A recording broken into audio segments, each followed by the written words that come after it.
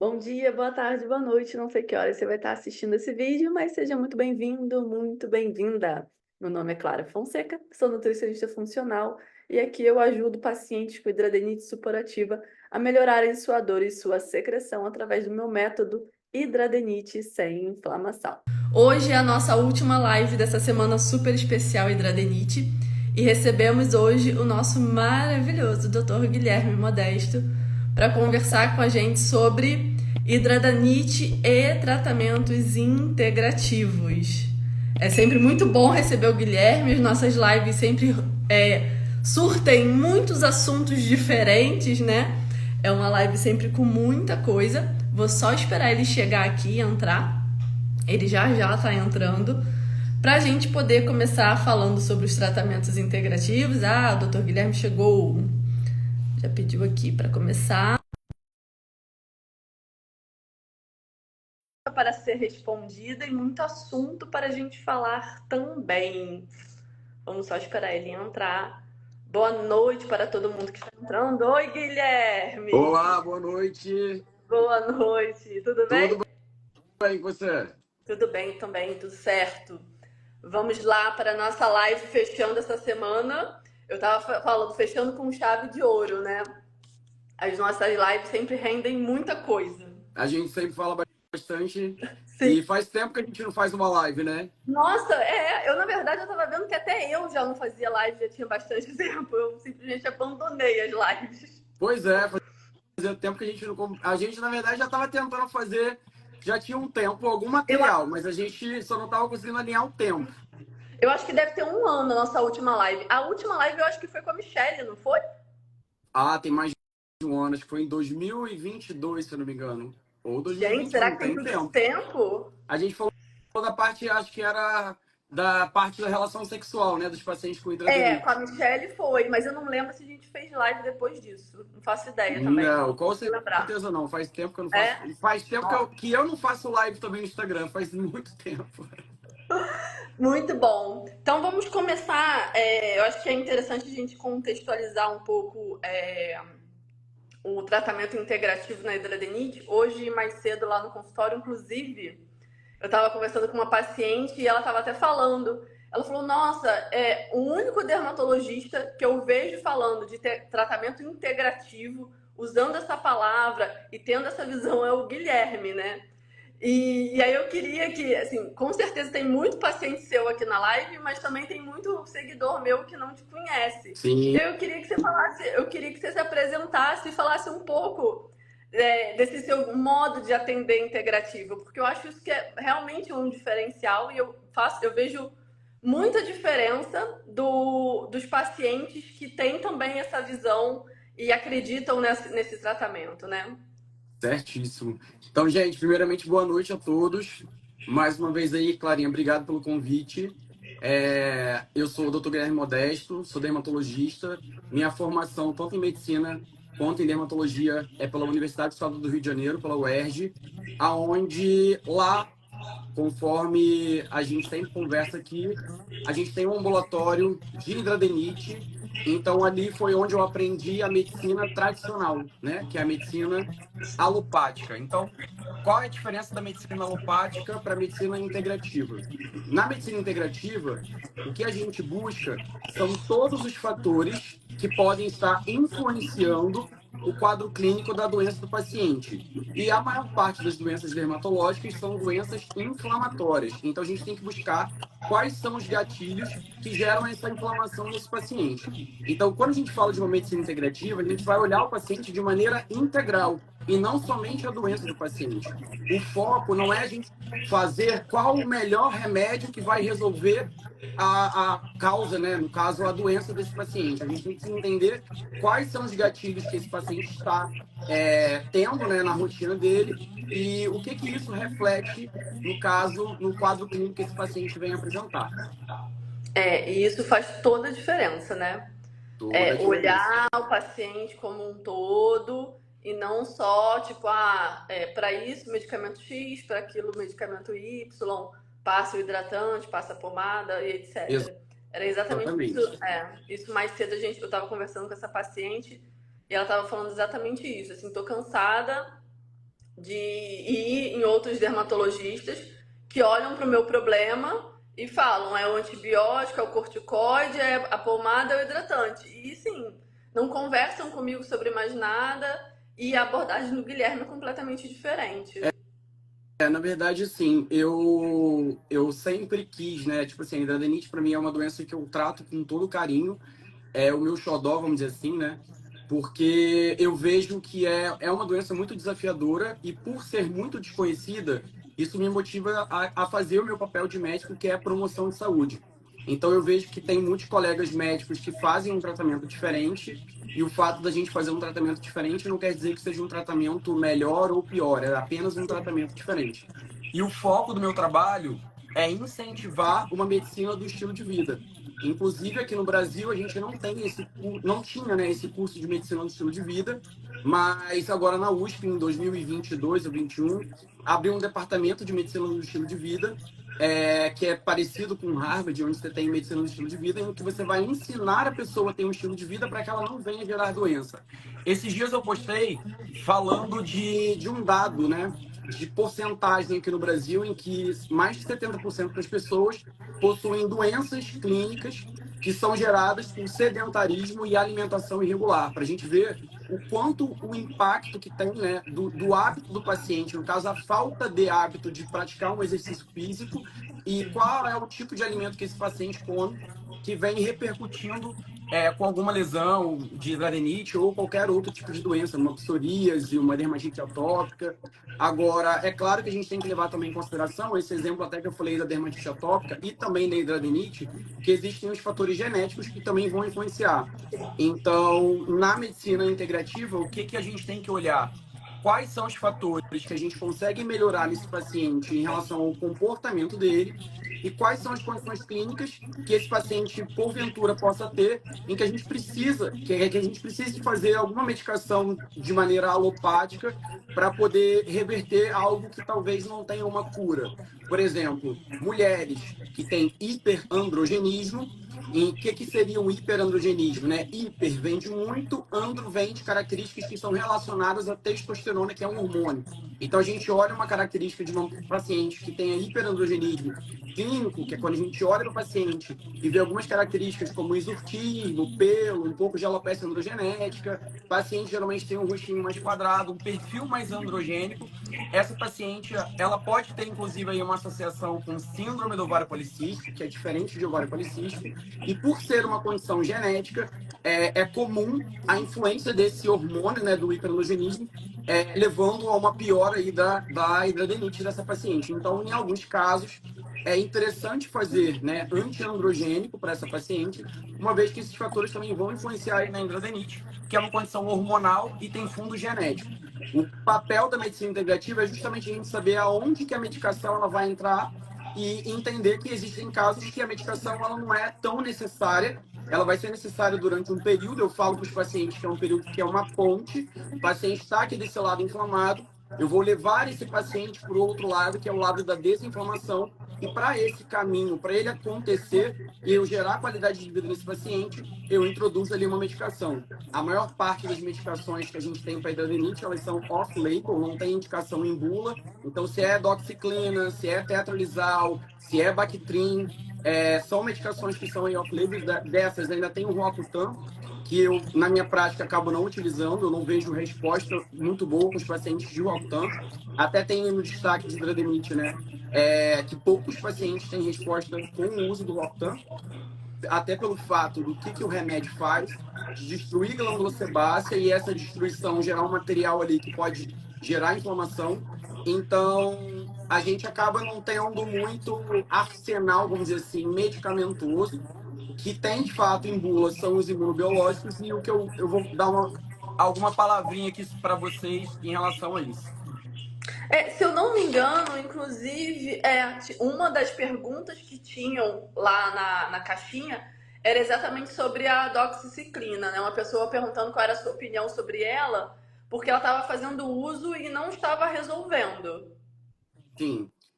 Existem alguns países, se eu não me engano, na Inglaterra, que a doxiciclina é primeira escolha para hidradrenite. A doxiciclina, ela é um antibiótico também, né? Existem antibióticos que têm ação anti-inflamatória também. E para alguns pacientes, a doxiciclina ela pode ser efetiva. Mas na minha experiência clínica, a doxiciclina não tem uma resposta muito boa. Para a maior parte dos meus pacientes, eu acabo utilizando o Bactrim, exceto quando pacientes que não é tão raro assim, tem alguma alergia à sulfa. E como sulfa faz parte ali, né, do Bactrim, eu acabo optando por uma outra medicação. E na minha segunda escolha, eu utilizo ali a doxiciclina, uma vez que o tetralisal é uma medicação mais cara, embora também seja ali um pouco efetiva também para hidradeniite, e eu acabo utilizando a doxiciclina por ser mais barato, e não pelo que eu vejo resposta melhor. Se fosse entre escolher o tetralisal e a doxiciclina, eu ainda escolheria o tetralisal. Ah, interessante isso. E é uma questão também que você pontuou muito bem. Não é que no tratamento integrativo a gente esquece a medicina tradicional. Na verdade, é alinhar as duas coisas, né? É ter essa visão do medicamento, porque na maior parte das vezes ele é necessário, que o paciente normalmente chega muito inflamado, Sim, mas é o que você. Eu lembro muito de umas lives que a gente já fez, e você falava assim: não adianta eu ficar dando antibiótico se vocês não fizerem nada com a alimentação, não procurarem uma atividade física, não mudar o estilo de vida que vocês estão tendo. Porque o antibiótico vai acabar e realmente volta. sim. Então, eu lembro uma frase que você falou: tipo, é o tempo de vocês correrem atrás. Então, eu dou Essa antibiótico ponte que para eu vocês falei. correrem atrás. É a ponte que você falou. Exatamente, é o caminho da transição. E assim, o perfil de paciente que eu gosto de atender é o paciente que está interessado em mudar o seu estilo de vida. Então, assim, o meu perfil de atendimento, por ser um atendimento integrativo, eu não vou ficar feliz de ficar refazendo receita de antibiótico e de imunobiológico. Não condeno quem busca esse tipo de tratamento, até porque a gente sabe que dentro mesmo da medicina integrativa vão existir casos que a própria medicação ela vai ser necessária, que são esses fatores genéticos que eu expliquei aí, mas na maior parte dos casos, a doença por si só, ela já tem um nome, né? Hidradenite. O sufixo "ite" é inflamação. Então, celulite, bronquite, conjuntivite, dermatite, é tudo inflamação. É it. Então, it é inflamação. E a hidradeniite ela é uma doença autoinflamatória. Então, o que quer dizer isso? É o seu próprio corpo que produz a molécula que gera a hidradeniite. Você tem ali os fatores genéticos que vão ali só estar esperando. Eu falo que é como se fosse um interruptor. Você tem o fator genético para diabetes. Não quer dizer que você vai ser diabético. A hidradeniite ela não é uma doença hereditária. Hereditária é quando você tem, o pai tem, a mãe tem, obrigatoriamente o filho vai ter. Genética, sua mãe, seu pai tem, não necessariamente você vai ter. Isso é muito comum também as pessoas perguntarem. Eu Sim. tenho hidradeniite, meu filho vai ter hidradeniite? Não necessariamente. Se tiver um contexto inflamatório ali, ou mesmo até os fatores genéticos se manifestarem no seu filho igual como manifestou em você, pode ser sim que ele tenha, mas isso aí não é uma receita de bolo que com certeza vai ter. É a gente cuidar para que essa criança tenha um estilo de vida diferente dos pais, para poder não, para silenciar essa possibilidade da doença e ter uma qualidade de vida melhor, não aparecendo a hidradeniite, né? Sim, sim. Assim, Isso, essa mudança, né, do estilo de vida, isso aí acaba sendo uma teoria minha que eu vejo, né? Se a gente for pegar a parte histórica da nossa geração, a nossa geração é o reflexo ali da Revolução Industrial, né? Modelo fordista de produção em massa, sim, vamos produzir, vamos ser capitalista, vamos produzir alimentos que sejam rápidos para você comer e voltar logo para o seu trabalho. Então é lasanha, exatamente. é nugget. E agora que a gente está fazendo esse período de transição, né? Então limpar metais pesados, tirar disruptores endócrinos, melhorar a alimentação, praticar exercício físico, cuidar do sono, cuidar do intestino. E isso aí é o que me faz feliz de ensinar a pessoa ali a melhorar os seus hábitos. É exatamente isso mesmo. Somos a geração que eu cresci comendo miojo. Eu também. Era isso. Miojo Gente, fandangos e miojo com traquinas. nugget. Miojo com nugget era sensação. Não é? Aquela lasanha sadia congelada. Gente, a minha mãe comprava muito aquilo, meu pai amado. E agora que a gente começa a falar sobre isso, né? Comer comida de verdade, nada de pacotinho, nada de industrializado. Sim. Porque isso vai acabando com a permeabilidade intestinal, vai piorando muito. E aí você chega, os pacientes para mim, para você, cheio de deficiências de vitaminas e minerais, né? Que também vai influenciar na doença. Exatamente, a gente pega lá os exames de sangue, tem artigo científico de hidradenite, por exemplo, falando sobre o zinco, né? Sobre vitamina D, e normalmente tá tudo lá embaixo, assim. Hoje, essa paciente que eu conversava, a vitamina D dela tá em 9 de Nossa, vitamina D. Então, assim, e é isso, né? Assim, qual é o histórico de alimentação, né? sim. E isso faz muita diferença, muita diferença. É, Quando a gente suplementa, né? O Guilherme, ele tem esse hábito de suplementar e eu acho isso muito bom. Assim, sim, muitas vezes o paciente vem para mim, pouquíssimas vezes eu, às vezes, preciso fazer algum suplemento que eu acho necessário, né? Porque o Guilherme tem essa visão e isso eu também acho bem interessante, né? De suplementar, de ir atrás dos nutrientes, de corrigir isso, né? sim, sim. E até assim, para complementar o meu trabalho, eu sou dermatologista, mas agora, esse ano, ainda no final do ano, eu vou começar uma pós de nutrologia lá no Einstein, que a ideia não é ser nutrólogo, a ideia é eu poder melhorar essa parte da suplementação, me aprimorar mais ainda, para que eu possa ensinar os pacientes aí o que eles podem fazer em relação a cada vez mais suplementar e a gente tirar medicamentos, uma vez que as medicações não trazem tanto benefício quanto um suplemento. É porque é exatamente a história da ponte que você estava explicando, assim. O medicamento, ele tem que ser usado ali para fazer essa ponte para a pessoa melhorar, né? E corrigir, né? Estilo de vida mesmo. Atividade física, alimentação, tudo, né? Monitoramento de estresse, de sono, tudo isso influencia na vida do paciente consequentemente, na doença inflamatória que ele tiver, independente se é uma dermatite, se é uma psoríase, se é uma hidradenite, isso vai influenciar na característica da doença da pele, Na né? verdade, basicamente tudo do comportamento do paciente influencia na hidrademite. O que eu geralmente começo perguntando são 4 pilares que eu considero importantes ali na parte de medicina integrativa, que é o intestino, o sono, a prática de exercício físico e a alimentação. E ainda coloco ali junto a parte do humor, uma vez que a gente sabe também que a mentalidade do paciente isso também pode influenciar em relação à inflamação. No entanto, que a gente sabe que doenças como autoimune como lúpus e outras mais como vitiligo, muitas vezes têm como gatilho a saúde mental do paciente. Então, todo esse contexto aí ele é importante. Até quando a gente fala de intestino, se você for observar, a maior parte dos pacientes que têm hidradite, o intestino ele não é um intestino muito bom. E Não, a gente normalmente não. tem... Oi?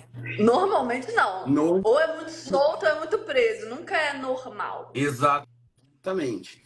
E assim, esse intestino, a gente tem naturalmente a disbiose, né? O prefixo dis é de disfunção. Então, biose são as bactérias intestinais e naturalmente a gente já tem esse desequilíbrio bacteriano no nosso intestino.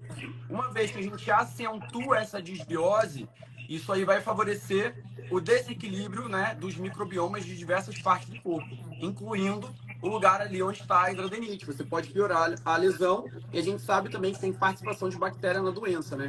Então, cuidar do intestino é importante. E hábitos muito simples. Acordar e tirar a saburra da língua, raspar a língua com raspador de cobre, já é um ato que muitas vezes melhora aí a saúde intestinal de muitos pacientes.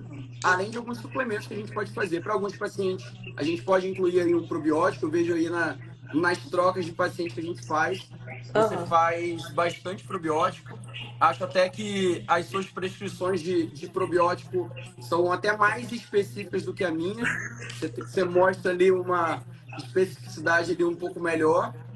E isso tem um impacto muito grande ali na doença quando a gente fala da parte do intestino. Mas também não é só intestino. Então, o sono, que é um sono ali que é um sono irregular, ou um paciente que ele é muito estressado, a gente está falando de níveis de cortisol. Então, se você for falar diabetes por estresse, pico de cortisol, ciclo circadiano irregular, o paciente que dorme mal, isso também vai influenciar na doença. Porque o cortisol, ele é um hormônio também que, ele desregulado, também vai influenciar ali na sua inflamação. E esse negócio do sono é engraçado, né? Porque eu brinco que é uma bola de neve. Ele dorme mal, a hidradenite piora, e aí depois ele não dorme bem porque a hidradenite está pior. E aí fica nisso, né? Fica Porque, eu não nesse consigo dormir ciclo. bem porque tô cheia de dor. Só que também antes já não dormia bem porque por outros motivos, ficava até tarde no celular, ficava nessa exposição dessa luz horrorosa que tem nos aparelhos, não fazia nenhum tipo de higiene do sono, não tem um horário regular, né? Tipo, fim de semana é uma coisa, dia de semana é completamente diferente, então você está sempre exausto ali. E isso realmente vai. Porque a gente não está falando de uma semana, né? A gente está falando de um hábito de anos que a pessoa vem de uma maneira irregular, dormindo de forma irregular e com hábitos ruins. E aí a somatória disso, né? Não é um fim de semana que eu saí do ritmo. Sim. E as pessoas não dão valor para um hábito que é super necessário, que é dormir. Então, isso também faz parte ali do meu questionário para o paciente, porque eu preciso entender se esse sono desse paciente ele é bom ou se ele não é bom. Além disso, que a gente falou do sono e do intestino, a parte ali da prática de exercício físico, que também é um ponto muito importante. Eu gosto sempre, aqui no Rio eu trabalho com os pacientes que a gente trabalha junto, eu fico muito feliz que você já faz ali a bioimpedância. Em São Paulo, onde eu atendo, no consultório que eu atendo, tem uma balança de bioimpedância, então eu comparo ali a evolução do paciente pelo percentual de gordura dele. Então eu vejo muitos pacientes falando, doutor, tem ligação só com a obesidade, eu não sou obeso. Quando a gente fala de composição corpórea, isso é muito diferente. Porque se eu falo para você assim, imagine uma pessoa de 120 quilos. Se esse cara for um fisiculturista, você tá ali se equivocando, achando que ele é um obeso. Ou uma pessoa que tenha 50 quilos, você vai naturalmente achar que essa pessoa ela não é uma pessoa inflamada, ou ela é, por ela ser magra, ela tá tudo bem com ela. E não necessariamente é assim. Eu pego pacientes que têm baixo peso, percentual de gordura muito alto, de 35%, 40%. E se vocês colocarem no Google as células adipócitos, vocês vão ver que os adipócitos são células que produzem citocinas inflamatórias, moléculas que geram inflamação. E a hidradenite, como qualquer doença inflamatória, ela possui moléculas de inflamação. Especificamente o TNF-alfa, né, que é ali o imunobiológico, o adalimumab, que tem a função de destruir esse TNF-alfa, mas acaba não resolvendo a base do problema, que é a fábrica que está produzindo aí esse TNF-alfa. E eu até cheguei a ver algumas vezes, alguns pacientes me perguntam sobre. Eu recebo muitos pacientes que usam o imunobiológico e eu falo, doutor, eu estou usando o imunobiológico. Na verdade, os que chegam para mim, a maioria das vezes, é que já tentou o imunobiológico e o imunobiológico não funciona mais, o que a gente chama de falha terapêutica. Na verdade, o que eu tento no início ali é dobrar a dose desse imunobiológico, que também ali é um off-label. Então, eu tenho 2 ou 3 pacientes que eu faço a dose dobrada ali do adalimumab, e ainda assim não é suficiente.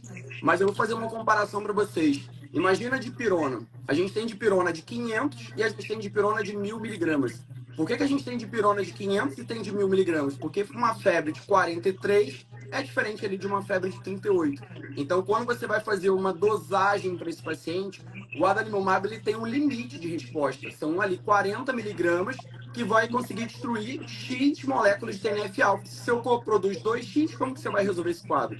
Ou você dobra a dosagem, ou você diminui a produção de TNF-alfa. Então, essa falha terapêutica, né, que é considerada ali pela medicina alopática tradicional, o que a gente tem que levar ali em consideração é que esse paciente, muitas vezes, ele está com um nível de inflamação tão alto que a medicação ela não vai funcionar. Então, você vai ter pacientes que vão estar utilizando ali o secukinumab, que foi aprovado ali o ano passado, para a gente poder utilizar também, como uma segunda tentativa. Já tenho 2 pacientes que eu estou fazendo essa troca, mas mesmo assim, esse paciente, se ele não mudar o estilo de vida dele, vai ser mais uma medicação que não vai funcionar. O paciente vai ficar fazendo cirurgias atrás de cirurgias, gerando cada vez mais fibrose, e pode ser que aquilo ali seja só um estilo de vida que eu não vejo como estilo de vida saudável, você ficar só vivendo em função de uma doença.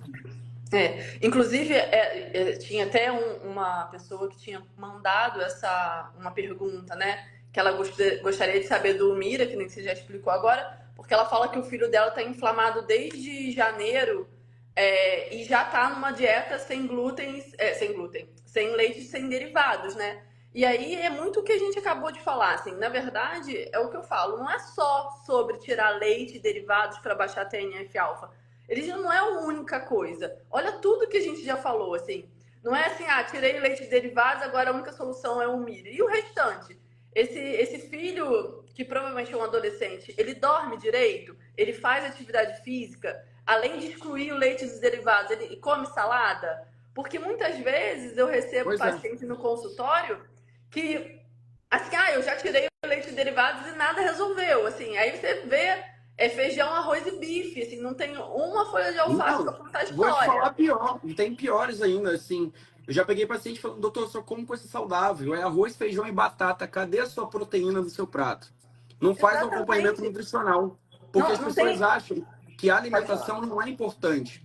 Uma pessoa que comentou lá ontem no post, falando, esse médico não sabe nada, a alimentação não influencia, que foi uma que tomou um Um bloco, bloco. porque quis achar ali ficar aparecendo justamente por quê? Porque tradicionalmente na medicina os médicos não falam sobre a parte da alimentação e eu não consigo trabalhar sem um nutricionista aliado a mim.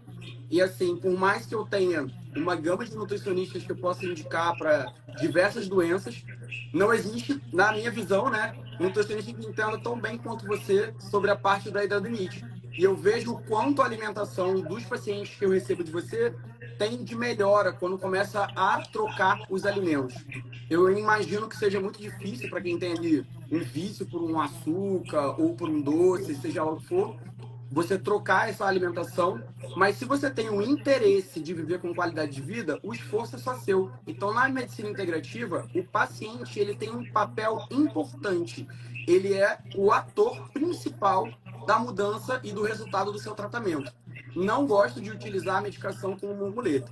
Se você quer mudar seu estilo de vida, você precisa participar disso. A gente sabe que existem outros fatores também, né, em relação à parte de saúde mental, de ansiedade, depressão. E eu sempre falo que esses pacientes também que têm ansiedade e depressão, e aí eu vou falar mais uma coisa para vocês. Ansiedade e depressão também está ligado ali ao intestino. O intestino a gente fala que ele é o segundo cérebro. Quando a gente usa uma medicação como um antidepressivo, por exemplo, que é um inibidor da recaptação de serotonina, essa serotonina não é produzida no cérebro. 95% da serotonina é produzida no intestino. No entanto, que um termo enfesado vem da pessoa que não faz cocô. Então, se você não tem um intestino que funciona bem, vai virar uma cascata, você vai ter depressão, você vai ter ansiedade, isso vai piorar a sua doença, isso vai influenciar você a não se motivar a fazer um exercício, a comer direito. Então, por isso que eu vejo que o tratamento integrativo ele é muito importante para que a gente tenha um resultado positivo. Tanto que eu falo que a gente consegue ver isso muito na prática, né? Eu fico uns dias sem ir pra academia e o humor muda completamente, né? Quando eu volto pra academia para fazer atividade física, nossa, como isso muda, assim, parece que renova, né? Então, assim, eu acho muito importante esse tratamento integrativo mesmo, né? Aí, E ó. ansiedade, depressão, isso tudo também Já li aqui, ó, Clarinha, duas pessoas já escreveram aí que os dermatologistas falaram que a alimentação não influencia. Gente, sim. se vocês procurarem artigo na internet, escreve lá PubMed, vocês precisam também participar do tratamento de vocês. Busquem a informação. Não aceitem a informação como se fosse uma verdade absoluta do médico. É importante vocês entenderem o que vocês têm. Então, a alimentação, ela tem um papel importante em todas as doenças. A gente está falando aqui de adenite, mas todas as doenças elas são influenciadas. O que eu sempre falo é a maior parte das vezes, não vamos, estou aqui frisando para vocês não entenderem que só existe doença ligada à alimentação, porque tem as doenças genéticas, mas a maior parte, conforme eu falei ali no início da live, mais de 70% são influenciadas pela alimentação. Então é muito importante a gente entender esse papel aí da alimentação no tratamento da hidradenites também. E uma coisa muito interessante, quando alguém vem falar isso pra mim, o médico falou que não tem nada a ver e tal, eu conto uma historinha muito fácil. Em 2021, eu fui contratada pela ABV para fazer uma cartilha de nutrição para eles distribuírem. A ABV, eu acho que é o ABV, eu não sei como é que se pronuncia, é quem faz o Mira no Brasil. E eles distribuíram essa cartilha falando da diferença da alimentação junto com o tratamento da Limumab pelo Brasil inteiro, exatamente para conscientizar os médicos dessa mudança da alimentação. E a cartilha Olha ela isso, foi gente. toda. Oi? Não, é tipo assim, conscientizar o médico tem que buscar o conhecimento, tem que correr atrás para poder levar o nosso papel, que é promoção de saúde. Sim. Falar para um paciente que a alimentação não funciona, isso aí me faz querer até mudar de profissão, porque eu fico revoltado com isso. E a cartilha foi toda feita baseada em artigo científico. Uma página enorme da cartilha, no final dela, foi só de artigo científico que eu tive que colocar. Exatamente porque, ainda assim, às vezes apareceu um querendo debater os artigos científicos comigo, né? Mas eu acho que já é uma mudança, né? Sim, Assim, desse interesse também de propagar esse tipo de informação. Porque é o que você falou, assim, ou abaixa a inflamação para o Mira fazer efeito, ou a gente vai ter que dobrar a dosagem, né? Então é muito mais sim, fácil melhorar a qualidade, o estilo de vida do paciente e junto com o imunobiológico isso fazer efeito. sim. E, Clarinha, outra coisa também que é muito importante eu tento ser bem objetivo para o paciente para ele poder entender. A alimentação também é uma matemática. O que Sim, você gasta com o que entra é um saldo. Se o que você está gastando é menos do que está entrando, você vai acumular. Então, eu exatamente. gosto de incentivar o meu paciente a comer a comida que é a comida necessária para o seu dia a dia. É lógico que a gente não tem que viver uma regra ali, né? Tipo assim, viver uma ditadura ali, uma ditadura alimentar. Mas, no momento em que você está fazendo uma transição, é necessário fazer um esforço. Você precisa ali tentar comer a quantidade que o nutricionista vai indicar para você. E eu gosto, inclusive, quando o paciente ele chega ali com a alimentação pesada. Tipo assim, olha, você vai comer X gramas disso, tantos gramas disso, porque a maioria das pessoas elas acabam não gostando desse tipo de alimentação, que fica uma alimentação Não gosto, muito. não.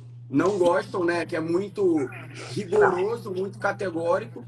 Mas se o paciente entender que aquilo ali é uma matemática em relação a saldo do que entra e do que sai, é importante e eu acho que é muito válido esse esforço. Agora, é claro, eu acho que é importante a gente falar aí também. Eu vi, tinha uma caixinha que você me mandou agora, tipo, 5 minutos antes de você falar na live, que falava quais os profissionais que são importantes. Além do dermato e da Nutri, qual outro especialista para o tratamento da E aí hidradenite?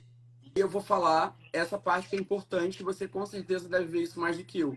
É muito comum os pacientes que têm hidradenites terem transtornos alimentares, principalmente compulsão alimentar.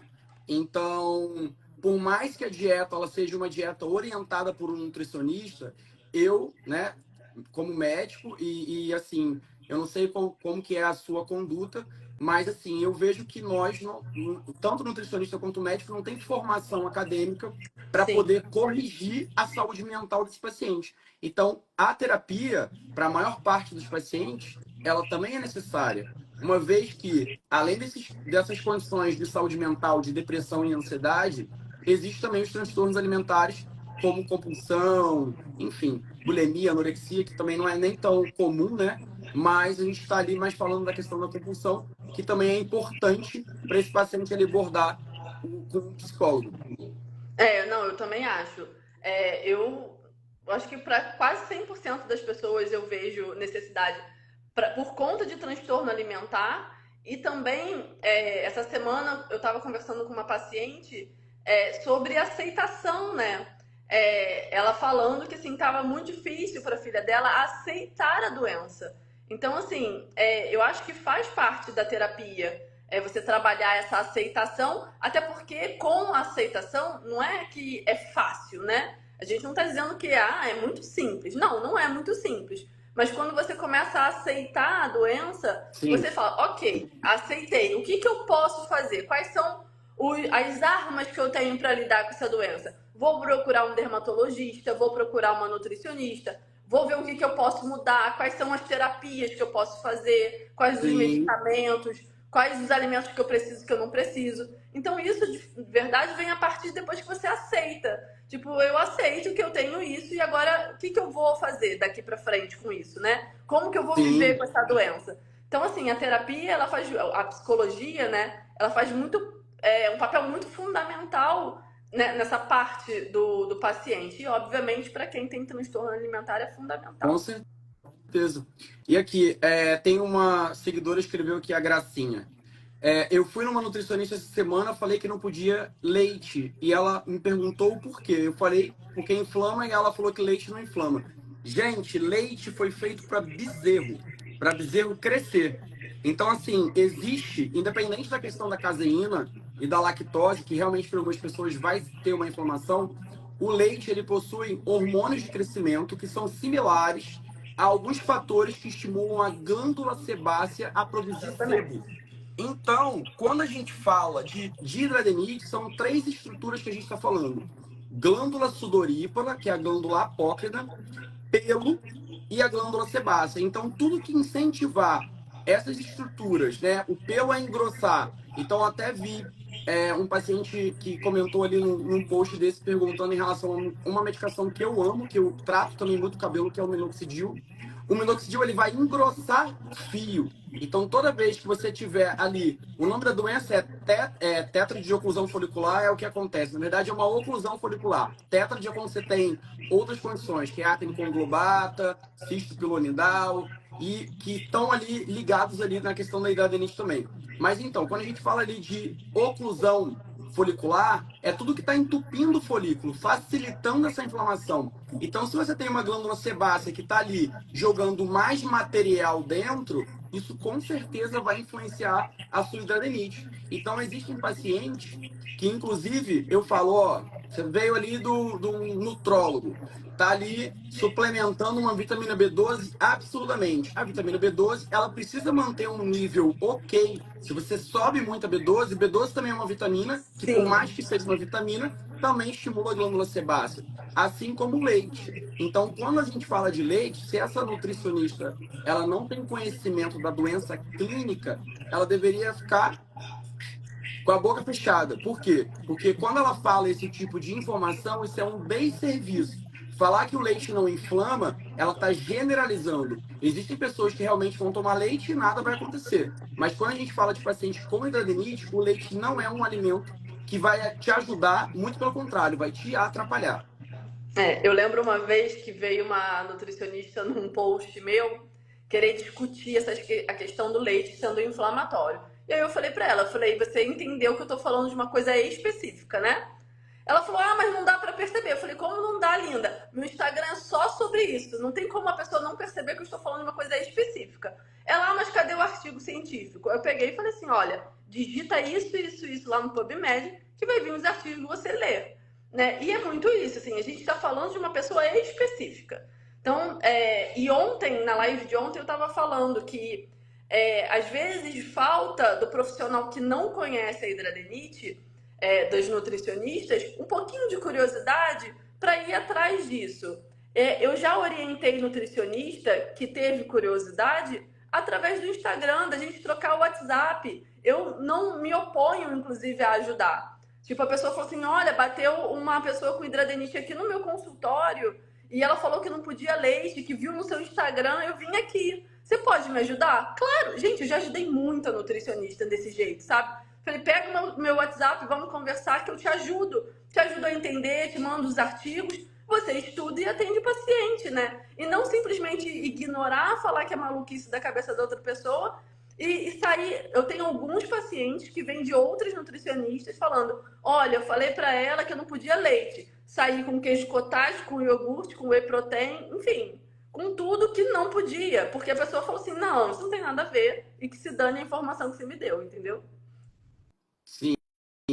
Agora, sim, até em relação a essa parte de alimentação, teve um comentário aqui que passou batido, que foi uma seguidora sua falando que já falei para, acho que é sua paciente, na verdade, já falei para Clarinha, aqui o leite não entra mais, meu filho melhorou até o humor. Por quê? O Não, ela é paciente minha seguidora, a Ingrid. então, o leite entrando ali, inflamando a pessoa, isso com certeza também vai deixar a pessoa ali mais irritada. Todo paciente que é mais inflamado, ele tende a ser uma pessoa que também vai ter o humor mais alterado também. Porque vai alterar aquela questão do intestino que você estava falando, né? Sim. Deixa eu ver. Deixa eu só responder essa pergunta aqui que é importante. Tá. Achei interessante essa pergunta. Cadê? Subiu. Ah, Quando a axila inflama e sai pus, não tem cheiro ruim. É normal também, porque sempre leigo cheira forte. Gente, hidradenite não é uma doença infecciosa. O odor vem de bactéria. Então, nem sempre você vai ter ali presença de bactérias fazendo ali essa alteração do odor. A secreção que sai é secreção inflamatória. Então, a gente tem líquidos ali diferentes. Tem o líquido inflamatório e tem o líquido quando tem presença de bactéria que vai ser o líquido infeccioso. Então, não necessariamente vai ter odor. Tem muita pergunta daquelas perguntinhas que a gente viu antes da live, falando sobre procedimento para melhorar a cicatriz, né? Quais seriam os procedimentos? Seriam estéticos ou se seriam plástica, né? O que seria o mais indicado? E se dá para melhorar essa característica escura, né, da cicatriz? Tem alguma coisa que dá para ser feita? Sim. Na verdade, tudo vai depender de local da lesão, como que é a lesão, no caso a cicatriz, né? Se é uma cicatriz pequena, se é uma cicatriz grande. O que a gente precisa saber é o seguinte: inflamação na pele pode gerar duas consequências. Eu sempre dou esse exemplo para os meus pacientes. Pensa que a pele é uma parede branca. A inflamação, ou ela vai gerar uma alteração na pigmentação, e a gente chama isso de mancha. Então, existe a hipercromia pós-inflamatória. Hiper vem de muito, cromia vem de cor. Então, muita cor depois de uma inflamação. Pensa que a parede é branca, se você joga uma tinta preta, você está manchando a parede. Então, quando é só uma mancha, que não é o caso da hidradeniite, uma vez que a hidradeniite ela gera cicatriz, você vai usar ali tratamentos que sejam para clarear essa região, uma vez que você tem ali um excesso de melanina. Agora, quando você tem uma alteração da estrutura da pele, isso é uma marca, não é uma mancha, é uma cicatriz. E a cicatriz é como se você pegasse a parede branca e pá, batesse uma marreta nela. Então você alterou a estrutura da sua pele. E a estrutura da pele, quando a gente fala de cicatriz, a gente está falando de colágeno. Então, para alguns pacientes, a gente consegue, dependendo do tipo de cicatriz, estimular ali a produção de colágeno, seja com microagulhamento, seja com NMP, seja com peeling, dependendo do tamanho da lesão, para você melhorar o aspecto dessa cicatriz. Para outros casos, dependendo do tamanho da lesão, o que geralmente eu faço com os meus pacientes? Os pacientes que entram em remissão comigo e fica só a cicatriz, eu tiro a cicatriz na maior parte das vezes com cirurgia. Eu tenho uma equipe que trabalha junto com um cirurgião plástico, o Dr. Marcos Coimbra. A gente tira ali a cicatriz e faz uma cicatriz esteticamente mais bonita. Agora, o que a gente tem que lembrar? É muito comum um paciente que tem hidradenite ter resistência insulínica e hemoglobina glicada alta. O que vocês têm que saber? Eu uso esses parâmetros para a gente poder avaliar como será a cicatrização desse paciente. Paciente diabético, como a gente sabe, não cicatriza muito bem. Por quê? A glicação que acontece na hemoglobina também acontece no seu colágeno. Então, é comum um paciente que tem muito consumo de açúcar não ter uma cicatrização muito boa. Então, se você vai fazer uma cirurgia nesse paciente, é sempre importante você avaliar os níveis de glicação ali da hemoglobina, que é um parâmetro para a gente poder utilizar em relação à cicatrização.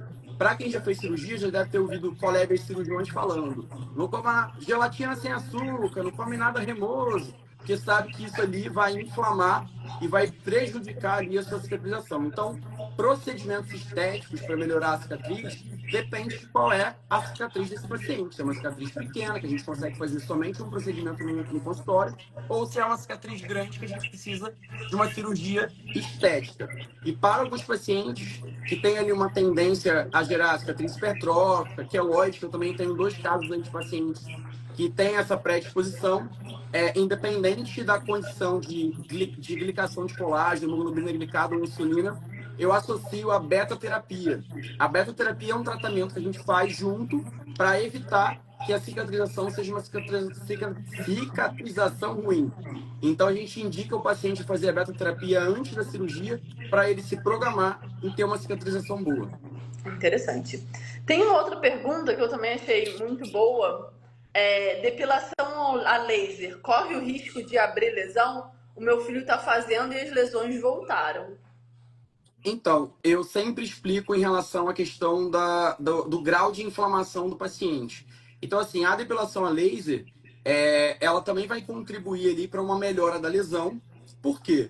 Conforme eu disse, são três estruturas que estão ligadas à hidradenites: o pelo, glândula sudorípara e a glândula sebácea. Então, se a gente destrói ou transforma essas estruturas, no caso da glândula sebácea, com toxina botulínica, por exemplo, isso ali vai influenciar a diminuir, na verdade, né, a oclusão que tem ali naquele folículo. A depilação a laser, quando você faz a depilação a laser, você está destruindo o folículo piloso. Então, se você está destruindo o folículo piloso, vai ter material morto ali, vão vir células que vão para reabsorver aquele material e eliminar esse material no seu corpo. Dependendo do grau de inflamação do paciente, você pode, de fato, piorar essa lesão. Então, é para Interessante. avaliar aí risco-benefício em relação à depilação, mas para a maior parte dos meus pacientes, quando eles estão no caminho ali da desinflamação, eu passo para eles sim a depilação a laser. Uma forma que a gente tem de prevenir que isso aconteça, vocês podem fazer, coloca uma cumbuquinha de chá de camomila e faz compressa de chá de camomila, uma vez que chá de camomila é anti-inflamatório. O gelo por si só é anti-inflamatório. Sua avó, quando você batia a testa na cabeça, ou Era gelo. a cabeça na parede, bota o gelo, que é anti-inflamatório, é o anti-inflamatório mais natural que a gente tem. Então, você colocar ali gelo depois de um tratamento ali de laser, isso com certeza vai te ajudar. Inclusive, tem aparelhos de laser que já vem com a ponteirinha do gelo para ajudar Sim, ali a resfriar a região. exatamente. Uma outra pergunta que eu achei interessante aqui. É possível apenas ter nódulos da hidradenite ou sempre vai evoluir a doença? Não necessariamente vai evoluir. Na verdade, existe, conforme eu disse, né, as condições genéticas associadas ao comportamento do paciente. A genética, infelizmente, a gente não tem como prever. A gente vai avaliar esse paciente e entender os fatores que são fatores ali que podem piorar. Então, se essa paciente ela está ali num caminho de inflamação, hoje ela está com um percentual de gordura X, amanhã está 2x, depois de amanhã está 3x. A chance de aparecer novas lesões, ela vai aumentar. Então, isso vai depender do estado inflamatório do paciente associado a esse contexto genético que ele vai estar inserido. Tá. Uma outra dúvida que apareceu na caixinha e vira e mexe também aparece na minha caixinha de modo aleatório é sobre os locais que a hidradenite pode dar. Essa caixinha específica perguntou se pode dar acima das mamas ou só hidradenite só dá embaixo ou entre as mamas. Não, eu tenho um paciente que tem hidradeniite na glabela, no meio da testa. Eu Tem um tenho paciente que tem aqui assim. no rosto, no pescoço. Hidradenites vai dar aonde tiver a estrutura, né, que é o folículo, o ducto pilosebáceo com a glândula sebácea e o pelo e a glândula sudorípara. A gente só não tem isso na palma da mão e na planta do pé. É lógico que as áreas de dobra são as áreas mais comuns, porque gera mais atrito, mas você pode ter em qualquer região aí do corpo. Muito bom.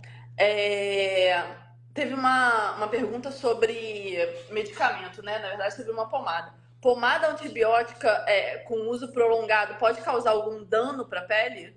Dano para a pele, não, mas você pode criar uma resistência bacteriana aí ao uso do antibiótico. Então, você fazer ali ciclar, né, o tratamento, isso aí também pode ajudar a você prevenir que você gere uma resistência aí à clindamicina, que geralmente é um antibiótico que a gente usa de maneira tópica.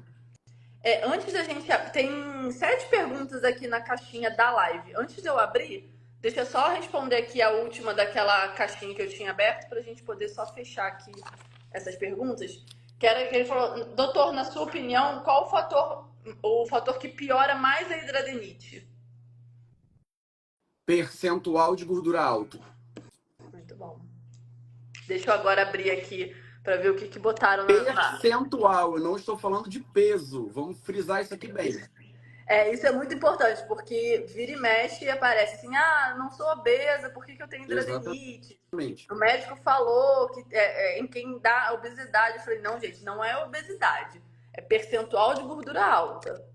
Deixa eu ver. Exatamente. A gente está falando de células de gordura. Percentual de gordura é o quanto de células, quanto de adipócitos você tem no seu corpo.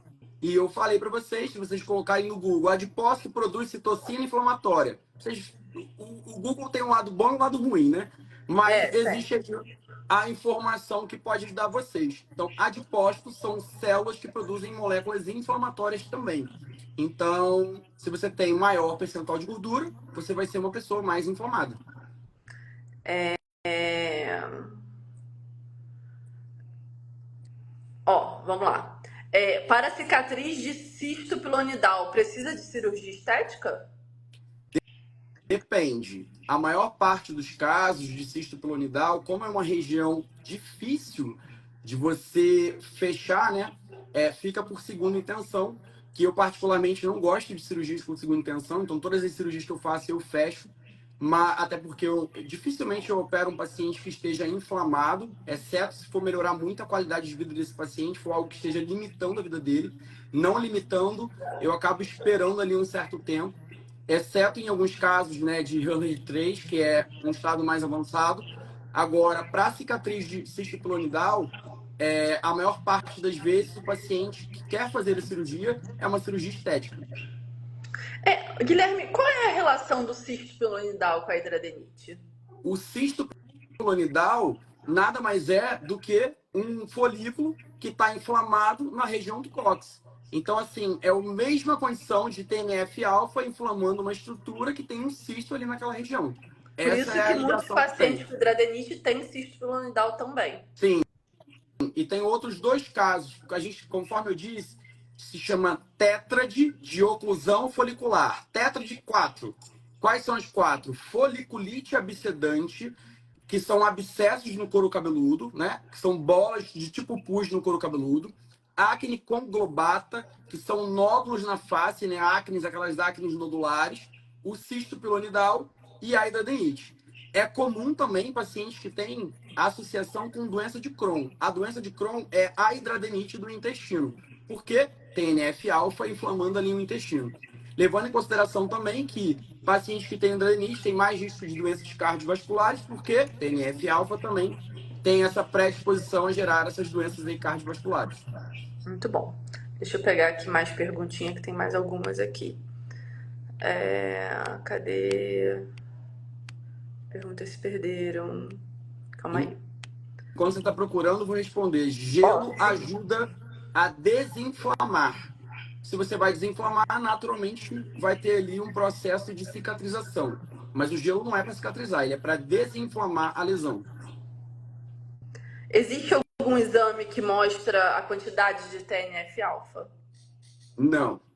Não existe marcador ali de TNF-alfa no sangue. Você vai ali sugerir, né, que esse paciente esteja com uma produção mais elevada de citocina, fazendo o quê? Bioimpedância.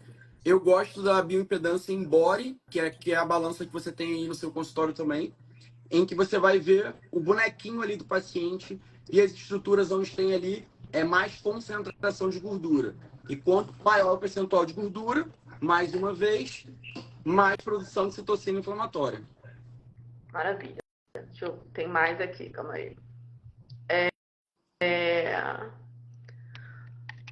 Doutor, o que o senhor indica para desodorante? Gente, desodorante na hidradeniite. Tem paciente assim, eu já tive 2 casos de pessoas que tiveram alergia ao leite de magnésia. Mas o leite de magnésia, ele é antitranspirante. Então eu gosto de associar o leite de magnésia com óleo de copaíba, que é um óleo anti-inflamatório. Nessa pegada de uma medicina mais natural, eu associo, junto com óleo de melaleuca, que destrói e mata ali as bactérias. Então, esse desodorante é o desodorante que eu oriento para os meus pacientes utilizarem. Fazem uma mistura de mais ou menos 250 ml ali de leite de magnésio, com mais ou menos 50 gotas de óleo de melaleuca e mais ou menos umas 20 gotas de óleo de copaíba. Isso aí vai ajudar a você utilizar como desodorante. Para algumas pessoas que têm hiperidrose, é interessante que você reaplique esse desodorante à tarde, porque pode ser que ele fique, entre aspas, aí, vamos dizer, vencido. Tá, maravilha. Calma aí que tem vários. Essa é boa. Os hormônios desregulados também aumentam a inflamação da hidradeniite? Com toda certeza. O principal deles é a insulina. A gente sabe que a insulina ali também tem ligação com a alimentação desse paciente e esse é o principal hormônio. Mas conforme eu disse, paciente que tem hiperandrogenismo, e aí eu vou falar uma coisa aqui que também é muito importante. Quando eu vou colher a história de uma paciente mulher, eu pergunto sobre ciclo irregular, que existem os critérios que são critérios de Rotterdam, que a gente avalia para o paciente para saber se o paciente tem síndrome do ovário policístico. E eu vou aproveitar aqui a live para falar para vocês que síndrome do ovário policístico é diferente de ovário policístico. Ovário policístico é um diagnóstico de ultrassom. O exame de ultrassom tem ou não tem ovário policístico? Se não tiver ovário policístico, você não tem esse critério. Mas você precisa somente de 2 de 3 critérios para você fechar a síndrome do ovário policístico. E na síndrome do ovário policístico, além de um ciclo irregular, que pode ser frequência irregular ou fluxo irregular, ou mesmo uma paciente que não menstrua, associado aos critérios de hiperandrogenismo clínico, que são essas características que eu falei no início da live para vocês, com marcadores de testosterona fisicamente, né, na paciente, ou mesmo hiperandrogenia, que é aumento da testosterona no exame de sangue. É comum essas pacientes que têm síndrome do ovário policístico, por uma condição genética, terem resistência insulínica e mais também essa desregulação do hormônio masculino. Por conta disso, é comum essas pacientes precisarem de um tratamento mais a longo prazo. Uma vez que esses casos têm uma participação genética, pode ser que seja necessário a gente associar aí um antiandrogênico. Por isso que para alguns pacientes que têm hidradeniite, com o uso de anticoncepcional, acaba melhorando as lesões. Primeiro porque o anticoncepcional, embora eu não goste deles, eles têm um papel ali antiandrogênico. Eu acabo preferindo outros antiandrogênicos, como a espironolactona, mas vai ajudar uma vez que existe o papel aí dos andrógenos, né, na hidradeniite. Assim como a mulher que tem ali uma TPM não é para existir. Quem tem TPM é porque está inflamado. Mulher que está desinflamada não tem TPM. Se você tem TPM, seu corpo está inflamado. Então, durante ali a TPM, você tem ali o pico de progesterona, como o próprio nome diz, progestação. Eu amo português, por isso que eu fico decifrando aí, dividindo as palavras para vocês poderem entender. Pro, a favor da gestação. Então, a progesterona aumenta ali na sua TPM e a progesterona, que tem um papel também, uma influência androgênica, vai acabar ali podendo piorar essas lesões de hidradeniite. Assim como em várias lives que a gente falou aqui, né, existe também o DIU de progesterona. Toda vez que a gente coloca esse DIU de progesterona na paciente, que já tem ali fatores de hiperandrogenismo clínico ou laboratorial, isso pode também piorar aí a hidradenite dessa paciente. Então, desde regulação hormonal, a gente fala de hormônios sexuais, cortisol, que está ligado ali ao ciclo circadiano e ao sono, que a gente falou, e também ao estresse. E aí eu entro também numa pegada integrativa, eu tenho utilizado muito hoje em dia para os meus pacientes óleo de CBD, né, que é o canabidiol, que ajuda muitas vezes também a regularizar o sono, melhorar a ansiedade, para alguns pacientes que têm dor crônica, que foi aí inicialmente utilizado para isso. Então, esses hormônios são os hormônios que vão influenciar, principalmente. Passou uma pergunta aqui, perguntando se é muito difícil conseguir o adalimumab. Não acho que seja difícil, não. Na verdade, para os pacientes do SUS, antigamente, né, na época que eu fazia dermatologia ainda, não era liberado o adalimumab para hidradeniite. Então, eu tinha que falar que o paciente tinha doença de Crohn, porque eu sabia que o adalimumab futuramente ia entrar ali como medicação. E doença de Crohn, conforme eu disse, é a irmã gêmea da hidradeniite.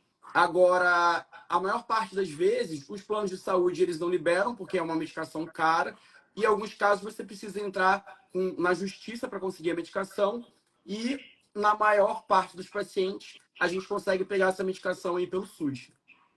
Compressa quente quando inflama é realmente indicado? Depende. Se a pessoa ela tá com um abscesso, né, ali com o nódulo da hidradenite sem drenar, quando você coloca algo quente, né, algo compressa quente, a ideia é você fazer uma vasodilatação e ajudar a drenar. Agora, se você está ali drenando muito e você quer desinflamar, o que vale é o gelo, que vai fazer uma constricção, diminuindo a inflamação.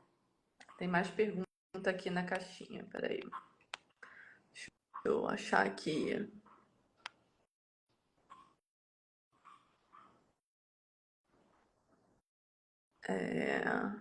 Ó, pode usar o Cetaphil perto das lesões? Pois noto que essa parte está bem seca.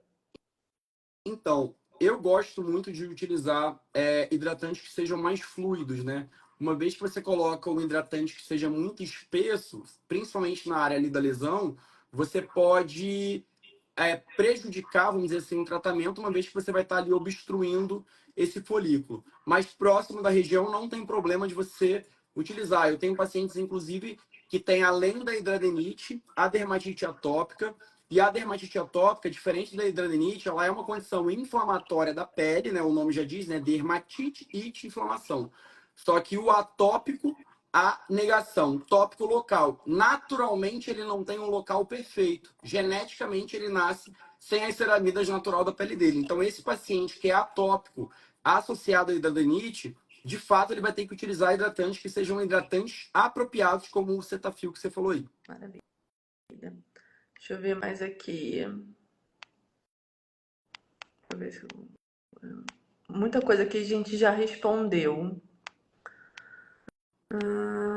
Deixa eu ver o que, que tem ainda que falta responder.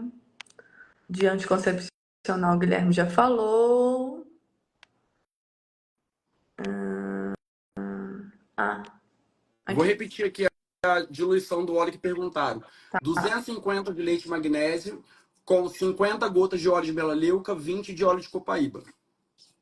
Qual o melhor curativo devo fazer numa infecção? Qual o melhor curativo devo fazer numa infecção?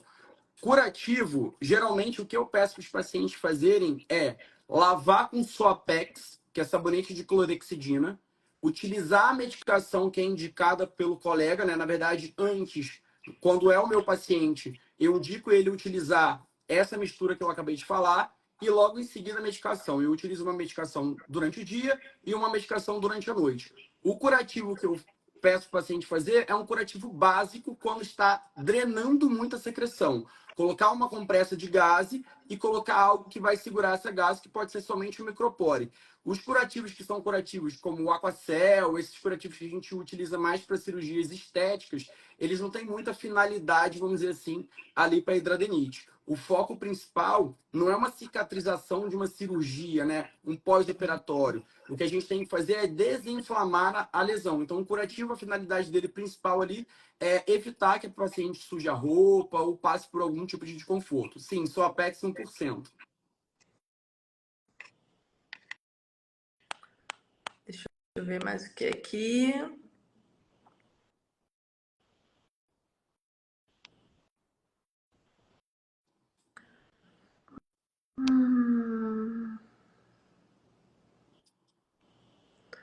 Já falamos sobre o Roacutan.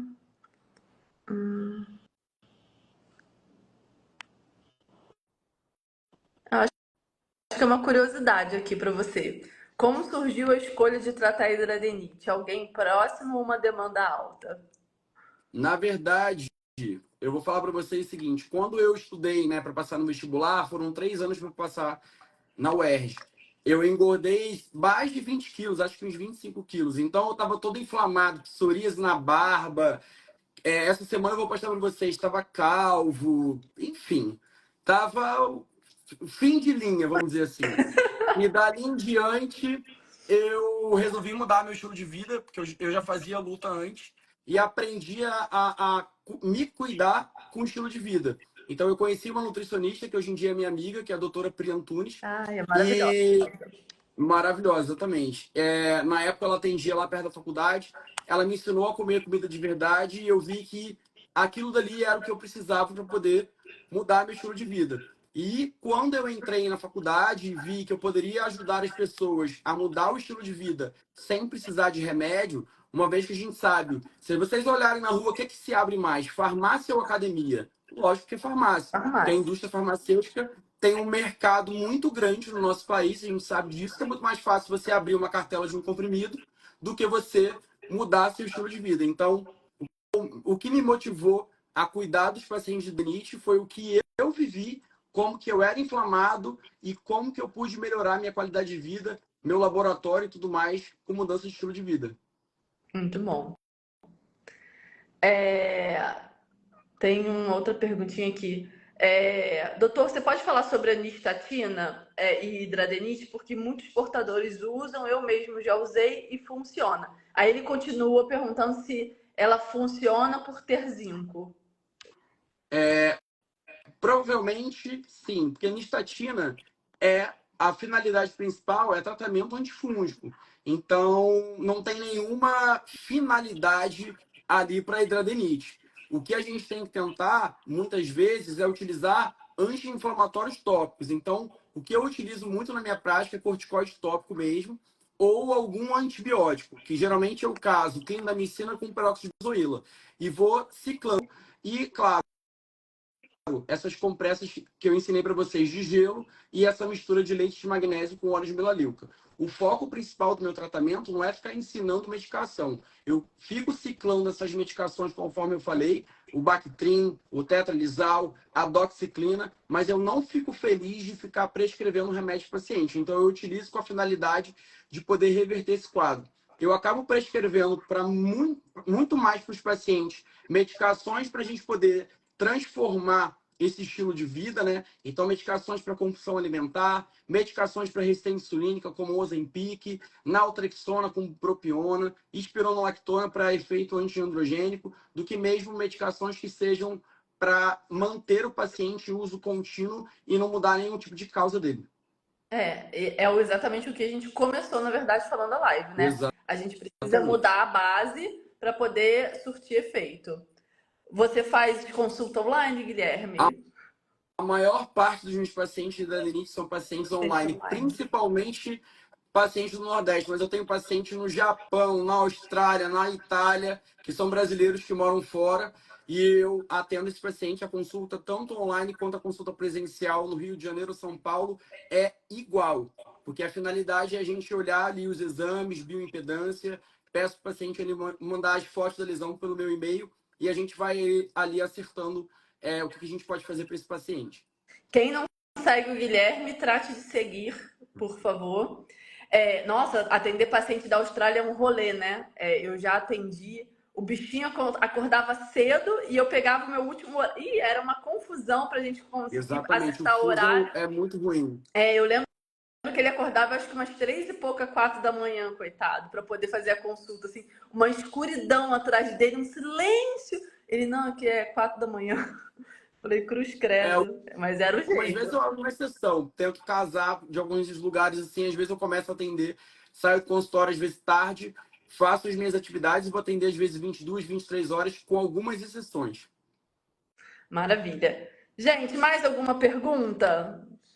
É, Tá rolando umas perguntas de medicamento aqui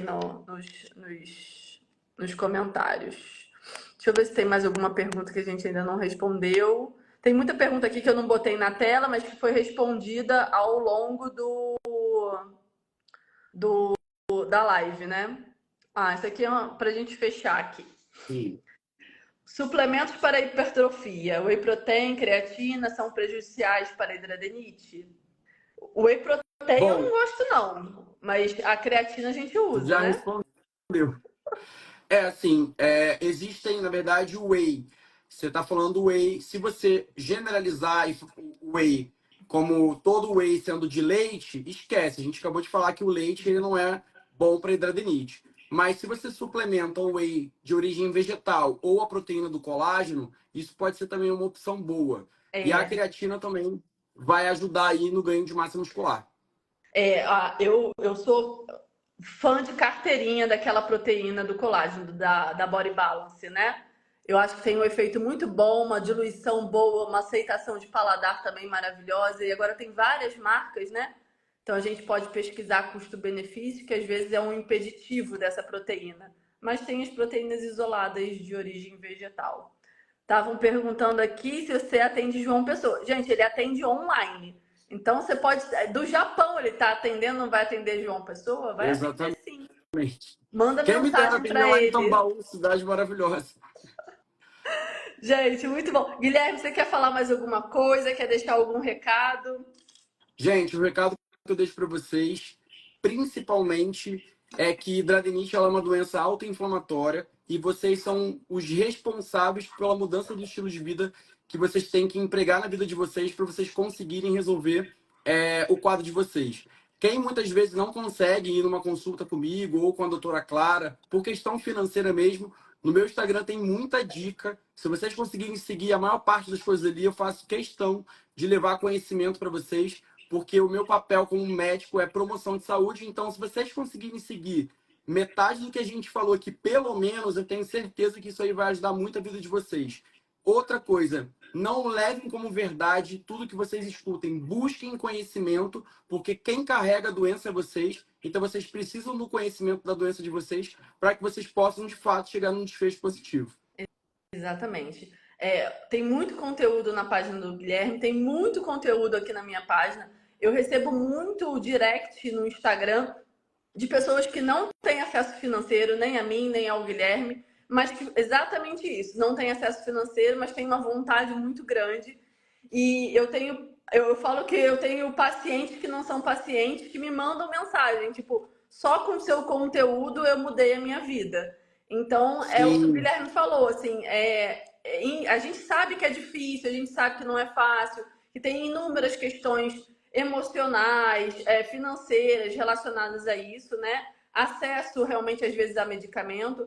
Só que a gente também tem que ir em busca, né? Assim, tipo, de fazer a mudança acontecer. Mesmo que faça 10 dias, dá uma derrapada, mas depois volta, nada de dar derrapada e depois chutar o balde de vez, porque aí volta toda a inflamação e a gente perde muito do que a gente ganhou, né? Guilherme, você atende pessoas com psoríase?